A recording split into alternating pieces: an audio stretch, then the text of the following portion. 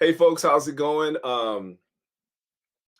Pleasure to be back with you guys today. Today we have a very interesting topic, and the title of this topic is nonviolent communication.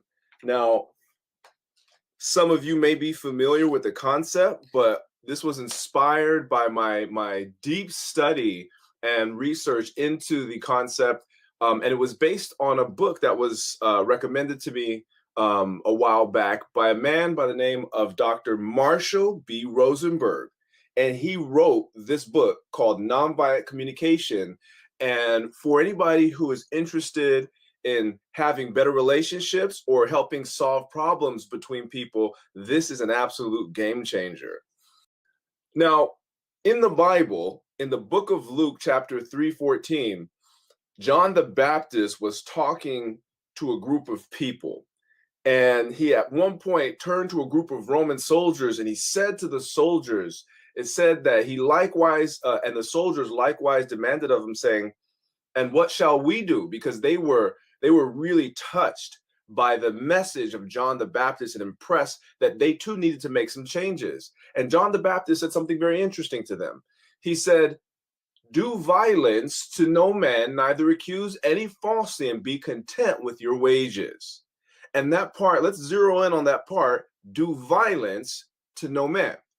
Because when John the Baptist instructed the Roman soldiers to do violence to no man, what he did was he uttered a principle that many would find it really difficult to argue with, to be honest. And because outside of self-defense, violence against others is generally not considered to be acceptable in a civilized society.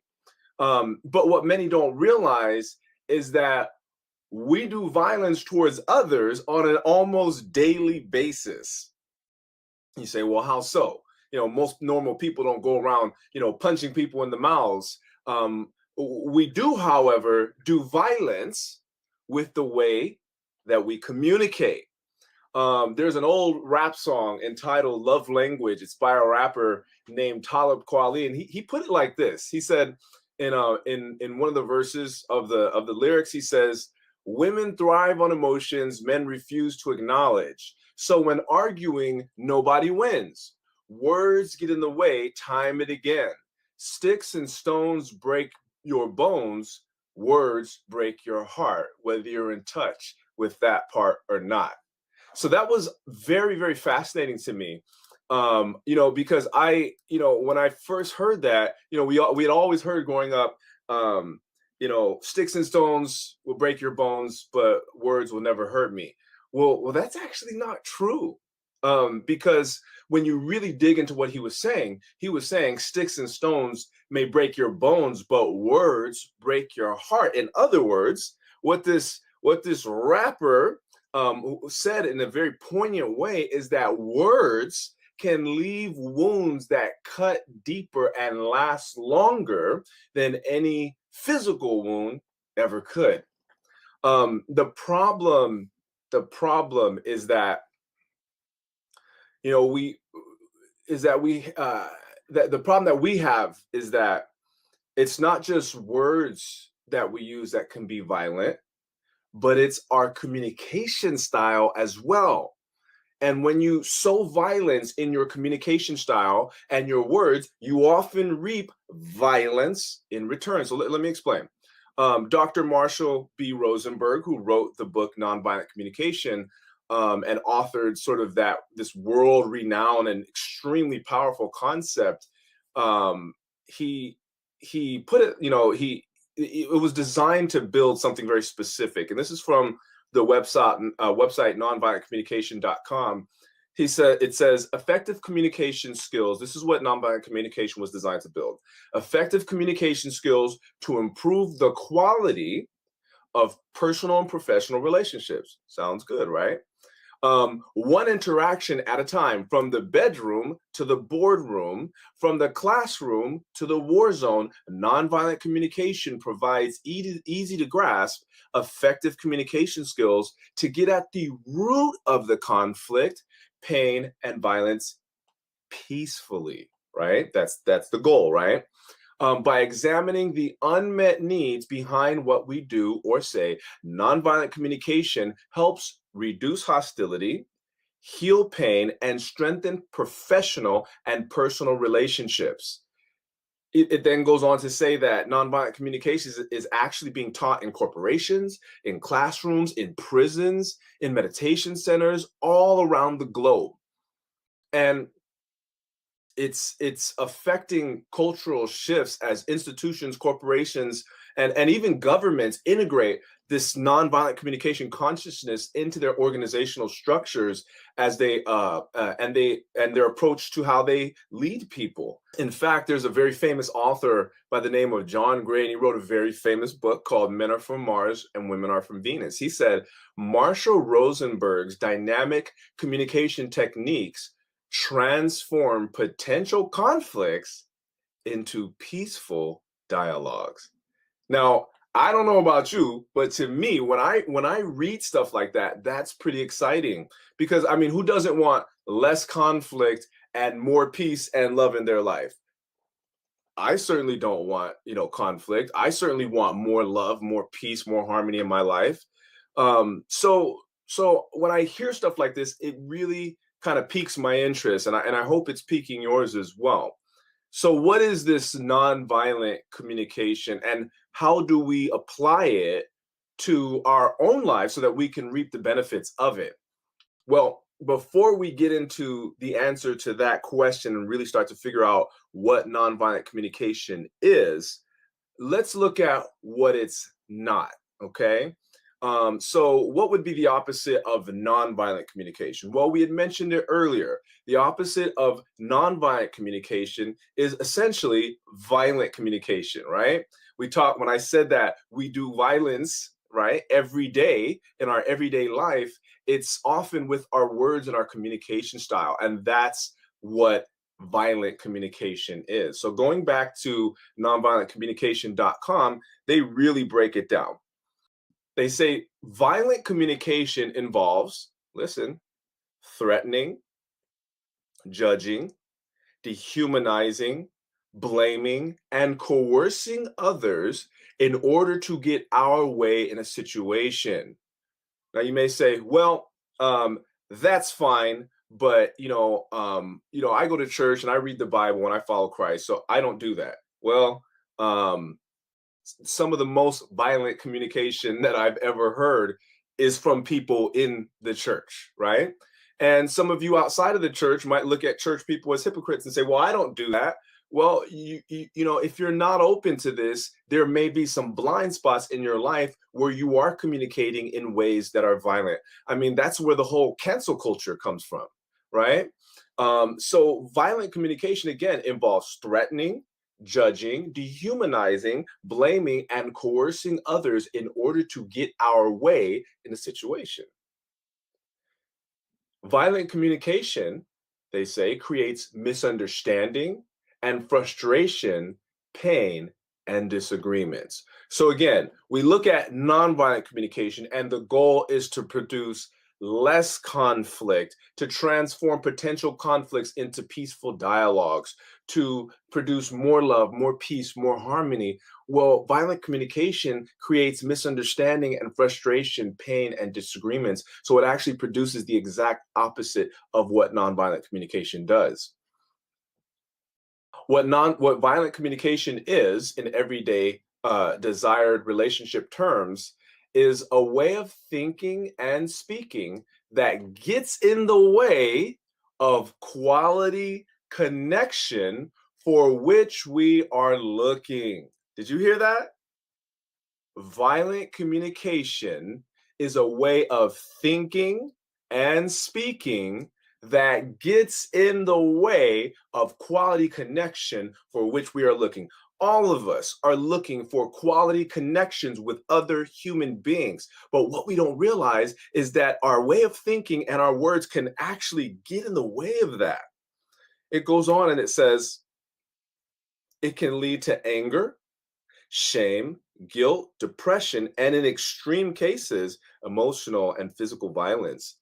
Many of us are taught to express our feelings in terms of what the other person has done to us, right? We're taught to sort of pass the buck, to shirk responsibility, to not take the responsibility for our own feelings and thoughts upon ourselves, to blame it on somebody else. You made me feel this. You made me angry. You made me sad. You made me do this, and you made me say that. This is what we're trained to do. It's a natural human reflex that when we feel bad, we don't want to take responsibility for our own emotions and for our own feelings. We want to put the blame on someone else. That's a very natural thing that we as human beings do.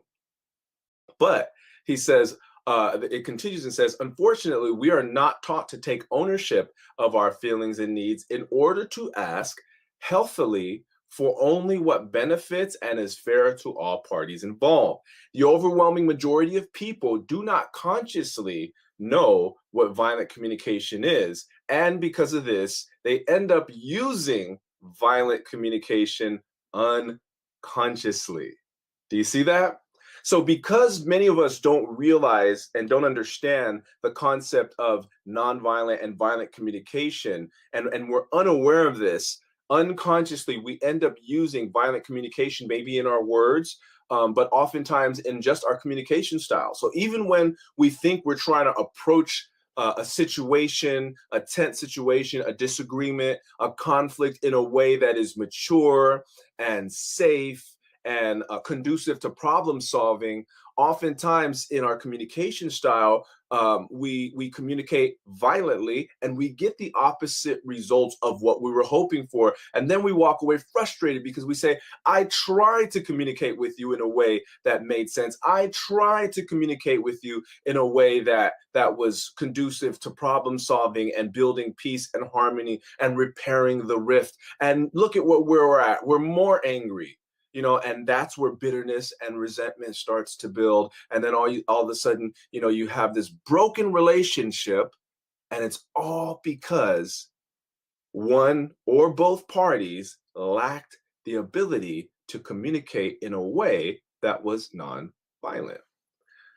Goes on and says, because of this, they end up using violent communication unconsciously, or they do not mean to communicate in a way that judges, demeans, manipulates other people, but they do it anyway, right? Unconsciously.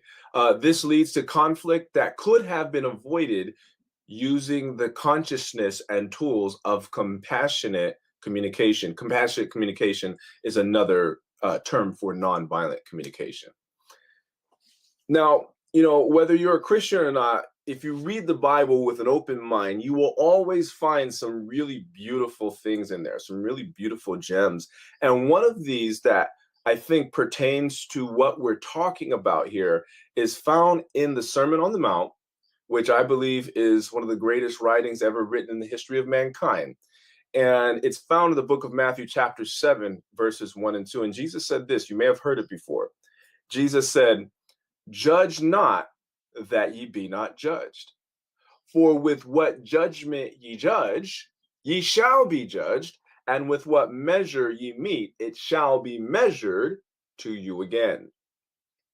Now, most people are who read the Bible, and even some who don't, are familiar with this passage. You often hear people telling others, don't judge me, right? So people are sort of familiar, whether they're Christian or not, whether they're religious or not, they're kind of familiar with the idea that judging others is harmful. In Christian circles, many people would read what we just read and assume that specifically was talking about how God is going to react to us if we judge others, right? When it says, judge not that ye be not judged, for with what judgment ye judge, ye shall be judged, and with what measure ye mete, it shall be measured to you again. They're assuming that that's taught, hey, if I judge others, God is going to judge me. But it actually means something much deeper than that. It means that if we judge others, and what judging is, it's when we assume to know why a person did what they did that's when we sort of, and then we make judgments about their character and who they are. When we assume to know why a person did what they did, we've kind of entered into that judgment space. And what does judgment do? When we assume to know why a person did what they did and we've entered into judgment, it results in confusion, in pain, and loss. How many of us do this?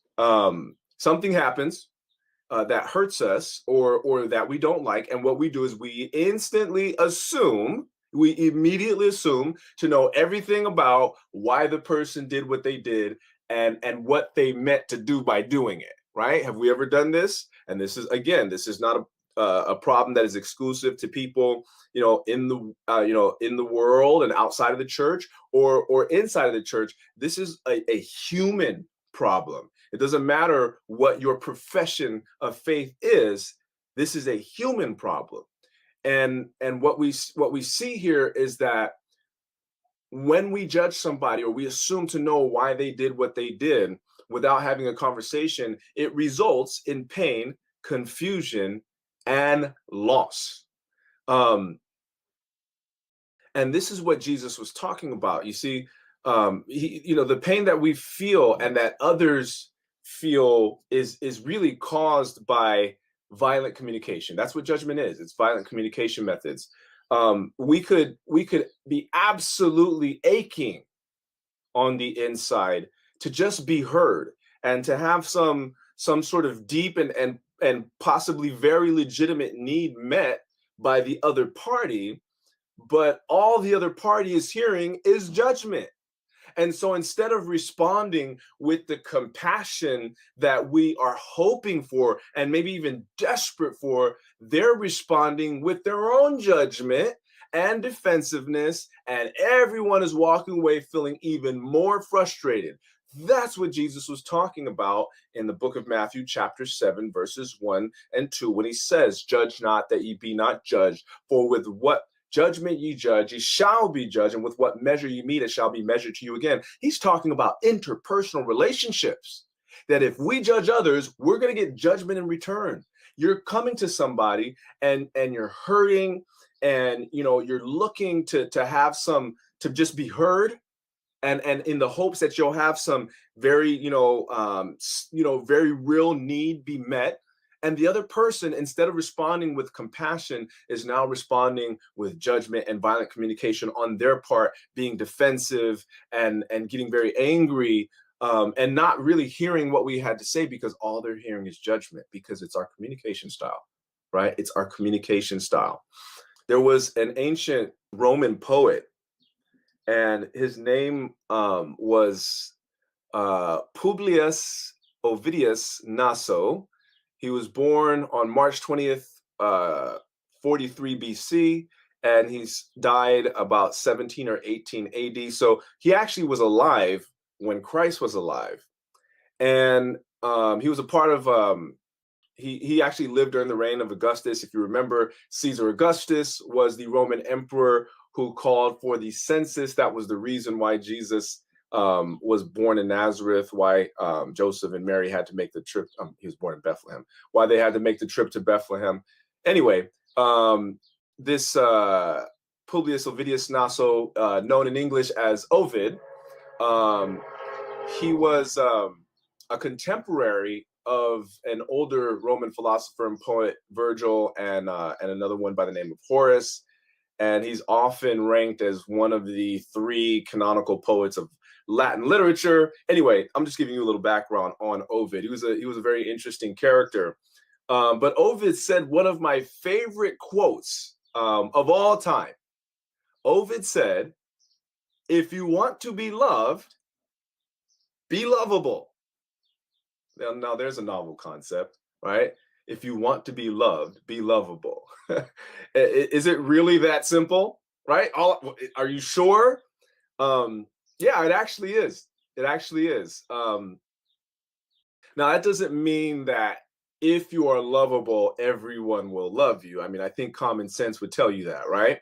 But if you are lovable, at some point, somewhere, somebody is going to love you. It's just that simple. And the interesting thing is, as human beings, deep down inside, we all want to be happy. And part of happiness is being loved and loving others in return. But the problem is that many of us, we block our access to the love that we so desperately seek, simply because we're communicating with others in a way that makes us difficult to love. We're using violent instead of nonviolent communication. And by communicating violently, what we do is we basically short circuit that compassionate response that we seek from others, who instead will often only hear judgment in our words, and spend all of their time defending themselves against that judgment and what they perceive to be, personal and maybe character attacks.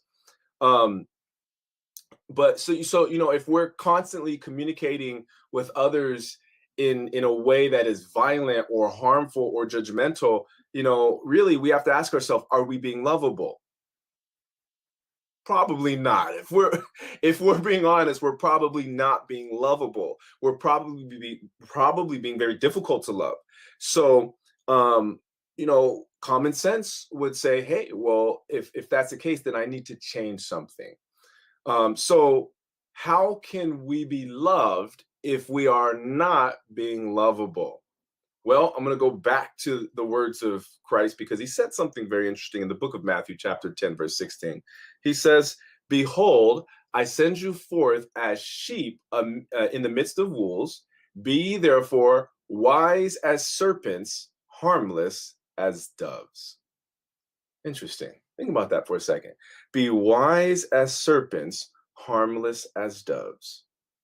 If you think about what he's saying, be wise. If you apply it to communication and interpersonal relationships, he's saying, be wise in the way that you move, in the way that you speak, in the way that you interact with others, but be harmless as doves. In other words, do violence to no man. In other words, practice not violent, but nonviolent or compassionate communication. That's what Jesus is saying here. And interestingly about Jesus, and he's a very interesting character. Again, whether you're a Christian or a non-Christian, Jesus is just a very interesting character. And there's a book about Jesus called Desire of Ages that I really like. It's about the life of Christ.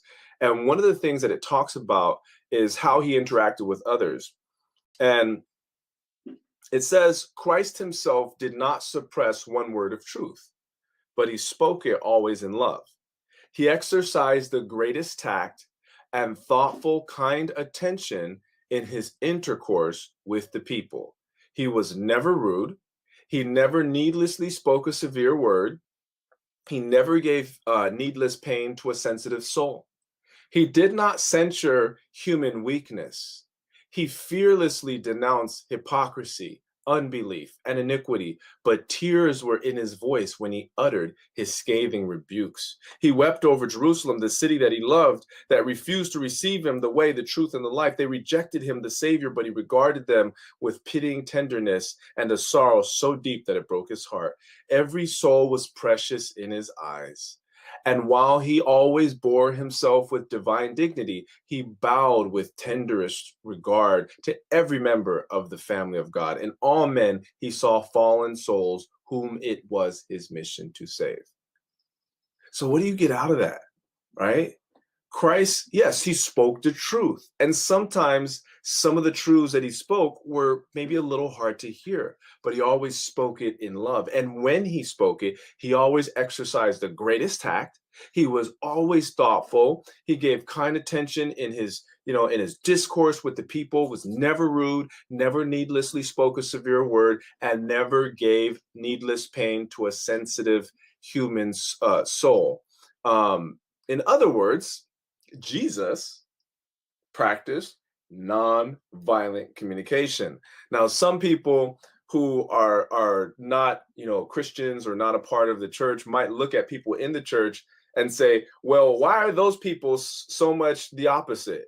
And that is because there are many people who are Christians in name only. And so I always invite people to not look at the quote unquote Christians as a representation of what the church is, but look at Jesus. Because when you look at Jesus, what you will find is compassion. I love the scriptures in the Bible that talk about the compassion that Jesus had on other people. It's just really, it's really touching. In fact, I'd go as far as to say that Jesus was the originator of nonviolent communication, which is interesting because a Jewish guy might have been the originator of it, and it was a Jewish guy, Marshall B. Rosenberg, who modernized it for today's society, if you will. That's just my take on it. But let's look at nonviolent communication a bit more deeply. The basics of nonviolent communication are actually kind of simple when you really break it down. According to nonviolentcommunication.com, we're going to go back there. Nonviolent communication helps you to create a high quality connection out of which people spontaneously enjoy contributing to one another's well being. That sounds great, doesn't it? Nonviolent communication uses consciousness, language, and communication skills to create a framework from which you can express your feelings and needs with clarity and self-responsibility. So it allows you the ability to clearly express your feelings and needs, but also take responsibility for your feelings and not blame other people for the way that you might be feeling. Listen to others' feelings and needs with compassion and empathy. So nonviolent communication helps you develop the ability to hear what people are saying with compassion and to be able to respond empathetically. It facilitates mutually beneficial outcomes for all parties involved. So one of the things that nonviolent communication does is it helps both people walk away feeling like they've gotten what they needed out of the conversation. It says nonviolent communication is often associated with self-help communication skills, but it goes much beyond. Rather than a format, nonviolent communication is a consciousness based on the intention to create positive connection. Recognizing that mutually enriching outcomes will emerge from the quality of relationships rather than be motivated by fear, guilt, or any coercion, people give freely and happily when they feel good about each other and trust that their needs matter to the other person. Nonviolent communication can help create those kinds of relationships personally and professionally. Now, I don't know about you all, but that to me sounds fantastic. Really, that's what we want to do. We want to create powerful and positive connections and improve, our personal and professional relationships. And we want to do things for others out of our own hearts, hearing a need and responding to that need with compassion and empathy, rather than doing things being motivated by fear, guilt, or coercion. We want to do it out of a different spirit, right? So let's look at nonviolent communication. It can basically be broken down into 4 basic steps. The 4 basic steps of nonviolent communication are observation, feelings, needs, and request. I'm going to say it again. Observation, feelings, needs, and requests. In Marshall B. Rosenberg's book, Nonviolent Communication, he says, the concrete actions that we observe that affect our well-being, that's the first part. That's observation. The feelings part is how we feel in relation to what we observe. So the observation is the concrete actions that we observe that affect our well-being. The feelings part is how we feel in relation to what we observe. And then the needs part is the needs, values, desires, etc., that create our feelings. So something happens and we feel a certain way because we need something, or we have a certain value or something, and because that's not being met for whatever reason, that feeling pops up, right? We may feel hurt, disappointed, frightened, depressed, whatever. And then the final step is request. and that is the concrete actions we request in order to enrich our lives. Notice I didn't say demand, right? There is a difference between a request and a demand. See, a demand goes something like, this is how I feel, this is what I need, and you need to go do this right now because I feel this way and it needs to stop. That's a demand. A demand typically doesn't elicit compassion and empathy. That it doesn't usually work that way. Typically, the motivation for somebody to meet your need will be fear, guilt, coercion, things like that. And that's not what we want. We want people giving happily out of their own heart because they see a need and they value us enough to want to meet our needs because they feel that our needs are important. So demands are not the way to go. Request, however, is. Um, you know, uh, I look at, one of the parts of the Bible that really touches me is in John chapter 6. Jesus gave a sermon to a group of disciples, a very large group of disciples, and they didn't like what he was saying. And at a certain point, they said, basically, this isn't hard saying, who can hear it? In other words, who wants to listen to this? This is totally not what we wanted to hear. And they turn around, and it says that many of them from that point forward walked with him no more. And he was hurt. He was hurt by that. And he turned to the disciples and he says, are you guys going to leave me too? You know? But he never said, you know what? I feel this way. This is what I need. So you guys need to stay right here by my side. He gave a choice. He says, are you guys going to leave too? You know? Jesus never demanded things from people, and that's the model that we need to follow when we're trying to have our needs met. Instead of saying you need to go do this because I feel this way, you say, hey, I am feeling this way. Here's what I believe I need. Are you willing to meet that request? That's a far different spirit and a far different energy than what most people get. And now, if you look at both sides of it, I have a diagram here that Marshall B. Rosenberg uses oftentimes, or when he was alive and giving his lectures and things like that, he would use them in his seminars. And it says on the speaker side, it says observation is clearly expressing how I am without blaming or criticizing. On the listener side, it's empathetically receiving how you are without hearing blame or criticism. On the feeling side, it's this is looking at both sides, right? So clearly expressing how I am without blaming, because we want observation without blaming or evaluation or judging, right? And we want to empathetically hear how we are without blaming, hearing, or criticizing. So observation goes like this: what I observe, see, hear, remember, imagine, etc., free from my evaluations, that does or does not contribute to my well-being, what I see, hear, etc., right? And then on the hearer side of that, it's what you observe, see, hear, remember, imagine, free from your valuations that does not contribute to your well-being, what you see, etc.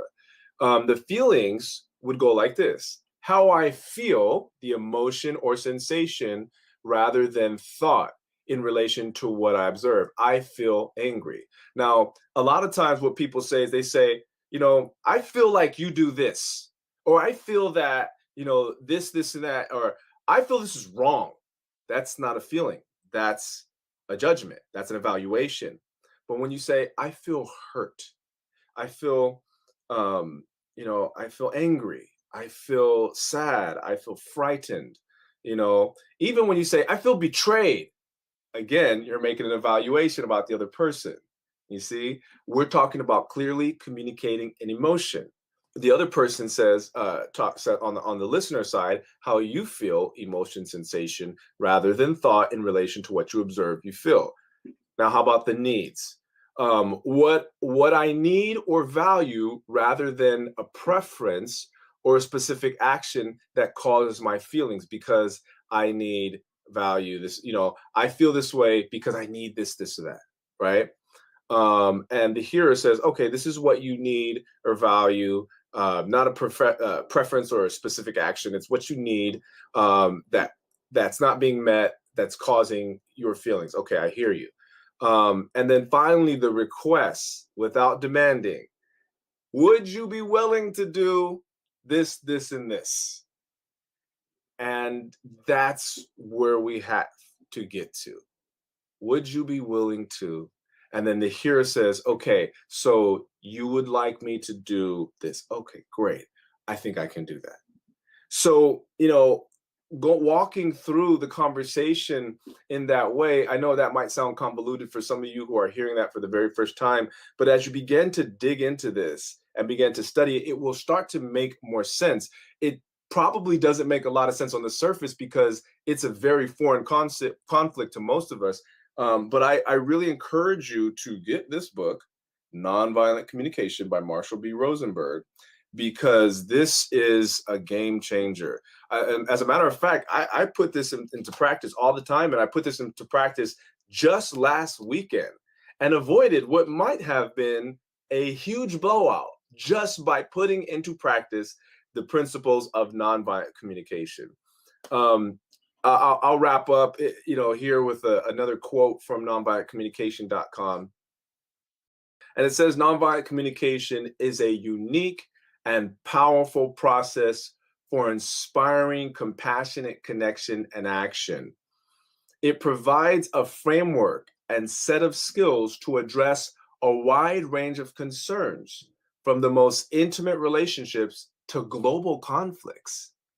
The purpose of nonviolent communication is to help all involved sharpen their awareness of language so that they can express what really matters to them and also hear what really matters to others. It involves empathic communication, whereby we can attune ourselves to both our own and other people's real needs. Nonviolent communication recognizes that how we interact with each other is driven by core human motivators, also known as universal human needs. By using nonviolent communication in our daily lives, we can identify and transform deeply ingrained violent communication methods that get in the way of having satisfying relationships. So this is the antidote to the violent communication styles that we have been raised with. And, many of us, this may sound like baloney and it may sound like a foreign concept. It may sound, well, hey, I don't need that because I don't do that, but I'm telling you, all of us have blind spots, and this may be one of them. So I really encourage you to get that book, Nonviolent Communication, to read it, study it, and see how you can apply it to your lives, because I believe that if we begin to communicate using compassionate or nonviolent communication, we will be more successful in getting our needs met in our relationships, both personal and professional. So I hope you guys enjoyed that. It's just the first of many. This book is really powerful and really deep, and I really don't want to just skim over it. So I plan to have more talks about nonviolent communication in the future, because I believe that if we apply it in our lives and even in our churches, we would be very, very surprised at the results that we get. So I hope you enjoyed it, and I'll see you next time.